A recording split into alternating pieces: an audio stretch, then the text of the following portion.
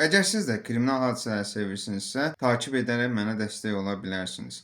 Bütün bir ölkəni 5 il boyu qaranlıq küçələrə çıxmağa qorxudan, polislərlə oyun oynayan bir canidən danışacağıq. O, Yorkshire Ripper ləqəbli Peter Sutcliffe. 1975-ci il İngiltərənin şimalında qadınlar bir-birinin ardınca vəhşicəsinə öldürülməyə başlandı. Qatil qurbanlarını çəkiclə vurur, sonra isə kəsici alətlərlə dəhşətli xəsarətlər yetirirdi.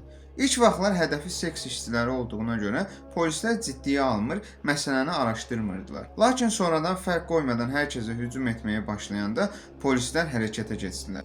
Britaniya polisi tarixin ən böyük axtarışını başlatdı.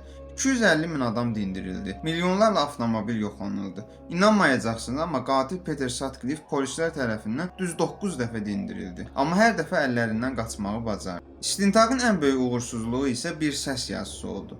Polislər VSI Jack adlı birindən saxta kasetlər və məktublar aldılar.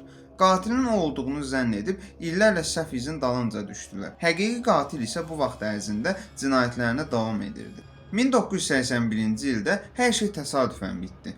Polislər Sutcliffe'i saxta nömrəli avtomobildə bir qadınla gördülər.